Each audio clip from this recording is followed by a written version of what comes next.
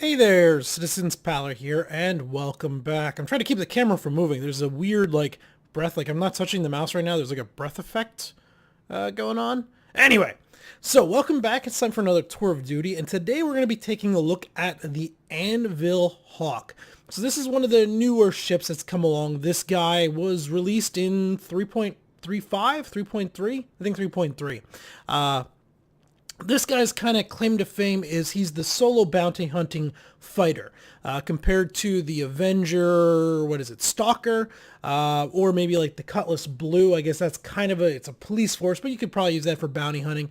So this guy is a little bit different as it is a single seat fighter, quote unquote single seat. We'll talk about that in a moment. Designed around bounty hunting. And I've actually gone through mixed feelings with this ship. When I first got my hands on it, I wasn't all that impressed. I didn't like it at all. It had a lot of, just nuances about it, I guess. As I spent more time with it, as I looked at it more as just a straight up light fighter, I actually decided I really like the ship. I like it a lot as a light fighter, as a competitor for the Gladius, and some of the other ones. It's not quite as fast as that, but we'll talk about that a little bit more in the future. But then we also need to talk about, though, how does it possibly fit in with the bounty hunting scenarios, which I think there's going to be some big issues with. We'll just do a quick once around here. So, in terms of hard points, what this ship has, it has 4 size 2s, 2 size 1s. You can see some of the size 2s up there. Can we zoom in on those a little bit? We come in here. So right there above, like, the left wing, or the wings right there, underneath, down there's the other one, and then right underneath the nose are 2 size 1s, so right there and right there. By default, you have M4As on the size 2s, and you have disruptor cannons on the size 1s. This thing also, one of the unique features about it has is a EMP generator, which I think is supposed to be kind of this circular donut here in the back. Unfortunately, it doesn't rotate. It really feels like when you're charging the EMP, this thing should be spinning up and starting to glow and everything. And you do get a glow effect, but it's around the entire ship. It's not just around this, which is a little disappointing. I'll show you what I mean there later on. There does seem to be a Saber Raven sitting over there off the landing pad, which is kind of funny because it's one of the 2 other ships that has an EMP generator. There's this, and then there is the Titan Warlock, or Avenger Warlock. I think it's Avenger Warlock has the other EMP generator currently in game. Let's go ahead. Let's hop out quick. Do a walk around.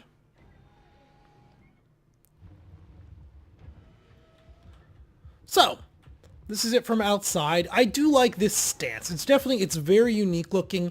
You're not going to see much else like this on landing pads. It's got its own personality, which I'm a big fan of. You do see there seems to be like a bunch of camera systems here. So like right there, up under the nose is like a camera system, another one over here. These are probably more the lights, and this is the camera system. I like that. It's very utilitarian in design, but it's also somewhat similar to what you would see on some modern jets. You know, the forward-facing IR cameras and stuff for guiding missiles in or anything. This thing doesn't have any missiles, so maybe that's more scanning down targets or whatever. This is a bounty hunting ship. Here we can see the size 1 disruptors. So we come back in underneath here. Here's the size 2s. The size 2s appear to be on what would be like an auto gimbal, like a permanent turret. They're really not. This is just part of the structure for how it deploys out. They'll kind of move a little bit when the landing gear retracts and the wings deploy out. I'll show you that in a little bit. The other side, we walk around the back here. We can kind of see the donut up there. No, we actually can't. I thought we could kind of see the donut. Where is it? Right there. There you can kind of see the donut above that gap in the wing. So we come around back here. Here is the arrest seat, I guess. So this is why I said it's kind of a a single seat fighter. We can open this up, and you're supposed to be able to put a prisoner in here. We can enter it. It's gonna come out, open up. It's got restraints and then all that, and then it'll retract back in. Very, very close quarters.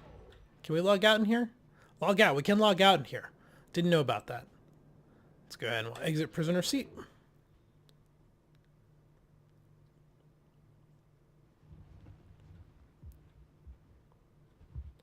Continue on around. Some like reverse lights and stuff. Let's go ahead and close that. Already closed on its own. Some pretty cool looking engines up in here. Yeah, they're pretty neat looking. The rear landing gear. And that's pretty much it. Let's go ahead and climb back inside her. And we'll go fly around a little bit. The front entry is similar to that of the... Oh, what is that Anvil? The torpedo bomber thing. Not the Gladius. The... Anvil... Gladiator? I forget what it's called. Okay. Cockpit. It's okay. Go ahead and we'll do flight ready. We'll bring everything up online. You do have a little bit of a view down through the bottom there. That's sort of like the Valkyrie where you can see down around your feet. This is also a little bit like the Hammerhead. Hammerhead does have a lot better obstruction of view, or a lot better view down below. We got a bunch of panels right in front of us. There's a fair bit cut off by the struts in this center area here, but it's not too bad, not compared to some ships. I'll go ahead, lift off, fly this way a little bit. Then let's go ahead and let's see, make sure the camera. So watch this thing deploy in and out. It's cool. So there we go. And you see the whole thing kind of tilts in the lower struts area. Then track it back down.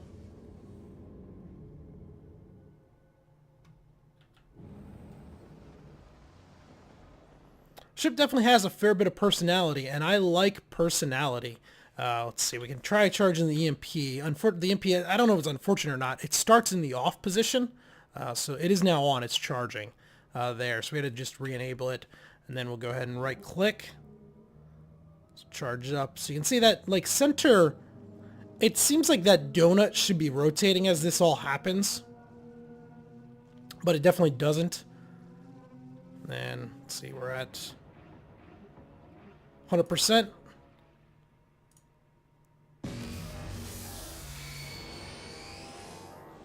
There it goes off. Takes our shields down a little bit, and then brings it back up. In terms of speed, 275 by default, so it's up there. It's not quite as fast as the light fighters, but it's not far from it. Its afterburner acceleration is pretty darn good, if I do say so. And overall, its acceleration is pretty good, I think. This kind of falls, it's in an odd position. Jumping in here post just to make sure we get things as accurate as possible so people don't overly complain. The Hawk compared to, say, the light fighters and the heavy fighters. You're dealing with, 4 size 2s, 2 size 1s. If you compare that to the Gladius, which does have 3 size 3 hardpoints, that's a fairly complicated trade-off. There's an argument for 3 size 3s. There's also the argument for 4 size 2s and the 2 size 1s combined together.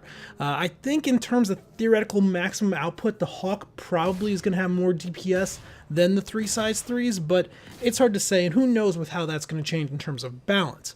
I do think that there's no real argument to be made, though, that 6 hardpoints does provide more flexibility than 3 hardpoints, depending on what it is you're looking to try to do. The other trade-off, though, then comes with something like the Gladius, the Arrow, and all them. They also get missiles. There's no way to mount missiles on the Hawk. You're stuck without that. But at the same time, you get an EMP generator. And the only other fighters with the EMP generator, the only other fighter with the EMP generator is the Saber Raven, which is a very rare, unique ship because you got to buy a $600, $800 hard drive in order to get that as a bundle thing with the Intel Optane drives. So there's very few Saber Ravens flying around out there. So I'm not sure that's really a fair comparison. The other ship with the EMP generator would be the Avenger Warlock, which, that is what it is. But it really means, like, when you're looking at this, like, the Hawk brings an interesting loadout with some interesting utility towards it that the other ships do not. In addition to this, the Hawk also has 2 size 1 shield generators. This is the same type of, or the same size and the same quantity of shield generators as the Super Hornet. So again, on paper, theoretically, you should have roughly twice the shields of that of the Gladius, the Arrow, the Buccaneer. So these are all interesting aspects to go into it. Funny enough, the Saber Raven, in fact, I just looked it up, the Saber Raven actually has 3 size 1 shield generators. So That's you know, another 33% beyond the Super Hornet and that. Now, all shield generators are not created the same. It has to do with the power plant. You can mix and match them in and out, and all that balancing is going to change. So I wouldn't exactly say the shields are twice as tanky of that as the Gladius, because I don't know if that's exactly true with how it's balanced in. Also, a faster, more nimble ship should be harder to hit, though it's not like the Hawk is any slouch when it comes to maneuverability or speed like that. So if you can hit a Gladius reliably, you can probably hit a Hawk reliably. If you can hit a Hawk, you can probably hit a Gladius. Mostly. It's not like comparing an M50 to the Hawk or something like that. So there's all that to take into account. One of the little odd factors here is that Buccaneer and the possibility of interdiction later on. It is classified as an interdiction ship, so we'll just need to wait and see on that. In terms of the default loadout, it's okay. When the EMP generator works, and it works the way I think it's supposed to, it actually brings ships to a stop, kills their shields and everything as they, you know, they go down for 8, 10, 15 seconds depending on their power supplies and bringing everything back online. You can go ahead and you can use these M4s to quite good effect. You basically ship dead in the water, pow, pow, pow, they're done. And that's effective. The problem is the EMP generator doesn't reliably work right now. I don't know, I think it has more to do with server issues than anything else, because when the server seems to be running well, when you're on a server where enemy AI ships are actually maneuvering like they're supposed to and everything, it works most of the time. However, as the server seems to start to get a little more congested, ready to change servers or whatever, you'll notice, or I notice, where I'll charge it up and it'll be at 100%, I'll right click and nothing will happen. Absolutely nothing. It'll just go to 0% charged, and then I right click and I'm charging again, and you're waiting for it to go. Or you'll set it off and you'll only be 400, 500 meters from your target. Your shields will go down and their shields won't change at all. It's like, well, that didn't help me at all. So the EMP generator, I really like it, and I think they're going to be really big in PvP. I think they're going to be a huge part of PvP. For now, they're just very inconsistent. And because of that inconsistency, it makes those M4s that are locked in place where you only get like 8 shots and then they're overheating, it makes them a bit of a problem to use, at least for me. When you're going out against AI that's just kind of sitting still like you're watching in the background here, not really doing anything, not a big deal. They're super easy targets. You can pop pretty much anything with them without much problem. Going back though, when, you know, because of the amount of hardpoints we have a lot of possibilities. So I tried the Hornet with, not the Hornet, the Hawk with gimbaled size ones, went ahead and went in there. And this made for a much easier flying experience. And if you're kind of new to the game and this is what you're interested in, this would be the way I'd go. 4 size ones, and you could either do the scatter guns or the repeaters, something a little more forgivable. Your DPS is going to take a hit, you know, that's bound to happen when you're going over to gimbals. It's going to take a hit, but it's an easier ship to handle, control, and keep on target with keyboard and mouse. If you're running joystick, do something, well, you could stick with the M4s, or just about anything will really work. You know, 4 size 2s ungimbaled with a joystick is going to be relatively effective no matter what. Then I obviously did, and this footage will come towards the end, my scatter guns that I'm a big fan of. These are the Devastator scatter guns, and these worked really well. Put 4 size 2s on it and 2 size 1s, got rid of the disruptor cannons, as the disruptor cannons right now are kind of pathetic. I don't know if they work at all. I was hitting a target with them that I'd EMP'd, and I couldn't tell were the shields staying down because the disruptor cannon was keeping them down, or was it just because I kept shooting the ship that the shields never really had a chance to recharge?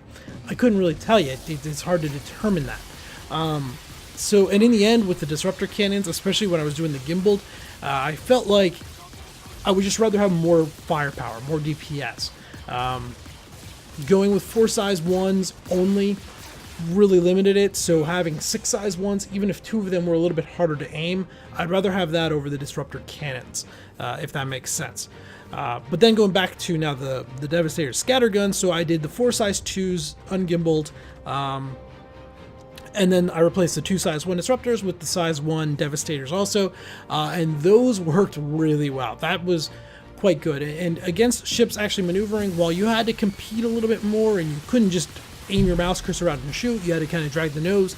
Because of the amount of projectiles coming out of that many scatter guns, 6 of them, if you were within 500 meters, they were very effective and worked really well.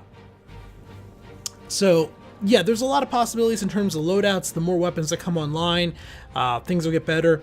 If they get the EMP dialed in, where the EMP's regularly and consistently effective, no matter how the server's working, I think the Hawk has a lot of potential, especially as early on, like I said, a tackle ship. This is thinking of like EVE Online, where you go out, you find the target in a light fighter, you run it down, you EMP it into place, you lock it down, and then let somebody else come along to really take it on. I think it's going to work really well as that type of ship. Really depends on how they do quantum. Can you spool up like if you get EMP'd, how long are you down before you can spool up quantum? Can you get your quantum back on drive online and jump before they can recharge the EMP and EMP you again? That's something I don't know. We'll have to just see as the game progresses out, as they balance things in. If you can get EMP'd and then jump away, then that means the Buccaneer becomes a lot more interesting once they put the interdiction on, because you shouldn't be able to get away from the Buccaneer, in theory, being an interdiction ship, unless you destroy it, I would assume. So then the Buccaneer becomes a little more like, well, maybe that's more of the tackler ship. But for now, the way it kind of works, it does work in that area. Now we got to talk about bounty hunting, as there's some issues there. And this is going around on the premise that this ship was sold as that solo, single-person bounty hunting ship, where if you got to go out and get one target, this is the ship to take if you're going by yourself. And part of that works. The EMP, the disruptor cannons, sort of work as that. If they're in a ship and a cutlass or something, you could go out and in theory you could EMP them, shoot off their engines, and all of that. After that is kind of where it falls apart, and some of this is reading a little bit into what has been talked about coming down the line in terms of persistent inventories and the fact that you're not supposed to be able to sit in pilot seats with heavy weapons on your back and heavy armor on and all of that stuff. For the most part, it's going to be light armor or the flight suits with maybe a sidearm and the multi-tool on. And this is going off things Chris has talked about, a few others talked about, of what they want. Like, they don't want you in the pilot seat of a ship wearing that massive, the Darth Vader looking armor with a rocket launcher and the minigun on your back. Like, that doesn't make sense. So those type of things are going to happen. And that's where this sort of falls apart for me. Okay, so you've gone out, you found a target, you've EMP'd it, you shut off its engines, it's dead in the water, it's sitting there for you to take. Now what? If you can't have that heavy armor on, like, to me, a bounty hunting ship or a bounty hunter is going to be, it's not Batman, but has like that Batman utility belt where you go prepared for anything. So you go out and you're going to need the multi-tool, you're going to need the pistol, you're probably going to need a shotgun with like beanbag rounds or electrocution rounds, you're going to need the tasers, maybe smoke, you're going to want some lighter armor, but you're also maybe going to want some heavier armor. Maybe that ship you're boarding, you're after one target, but there's 3 other people in there that you have to take out to get to the target you want. You're going to want all these different possibilities that you can take with you, right? There's no way to do that with this ship. So that's where my big concern comes in, as this is a bounty hunting ship.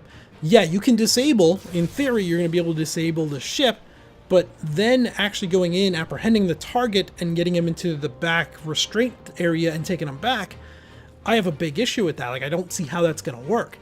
This ship seems like what it needs is, like, when the seat deploys down, like, there should be behind the seat as it deploys down, like, you can walk around behind it or zero-G around behind it, there should be like an equipment rack there where there's a bunch of armor, or underneath the belly, like since there's no missile payloads or anything, like under the belly, maybe the belly opens up and in there you could have 2-3 suits of armor, an assault rifle, a shotgun, some tasers, some smoke grenades, things along those lines could be stored in there in order to work. Yeah, there would be some real risk of the time that you're deploying out of the seat till you get around, get your gear on and all that, and then go in. That gives 2 minutes to the guy inside the ship to send out an SOS. You got to work fast. But because of that, like, I just don't see this as that solo bounty hunting ship, unfortunately. That being said, that doesn't mean it won't help in bounty hunting.